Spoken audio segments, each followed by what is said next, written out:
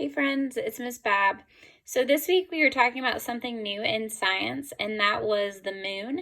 So I thought it would be cool if you guys could see a model that Miss Babb made of the cycles or the different cycles and phases of the moon.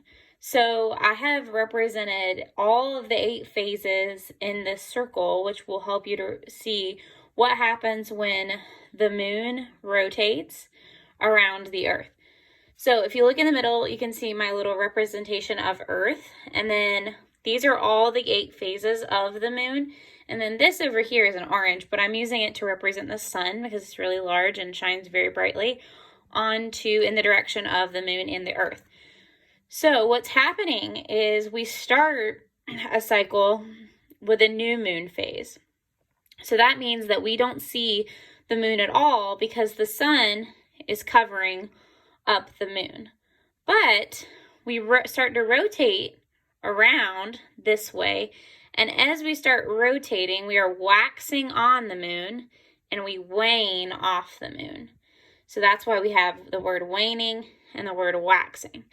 So the first phase is this new moon phase, and then once we rotate, okay, the earth is here, but once the moon is rotating around the Earth, we get to the waxing phase. So when the sun is shining on it, we only see this part, which is called a waxing crescent.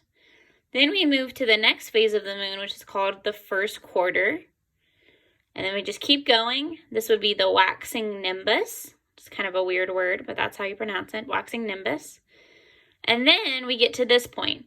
Now, this is a full moon. This is when the sun is directly shining on the moon, and we can see from the Earth, or from where we are, we can see and look and see the entire moon. So that's called a full moon, and I'm sure you've all seen that before.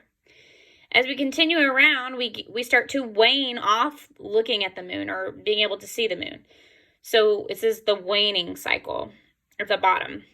So we have a waning nimbus, and then we have third quarter, a waning crescent, and then we're back to the beginning of the cycle, which is the new moon. Now, I used Oreos to make mine, so I just used the cream in the middle of the Oreos to make the different types of nimbuses or crescents or new and full moon. If you guys want to try it, it's really, really simple. You just have to have Oreos and mom and dad's permission to try it at home. And then I actually used cream in the middle and just dyed it because I had some green and blue food coloring at my house. If you want to try it, ask mom and dad first, but I will send out a worksheet if you want to try it. Then you can try it with Oreos if they give you permission to do so. But I thought it would be cool, and it gives a great representation of the moon phases and what you guys can be looking for when you're looking outside and observing the moon over the next couple of weeks. All right, I hope you guys enjoyed this model, and I'll talk to you guys later. Bye!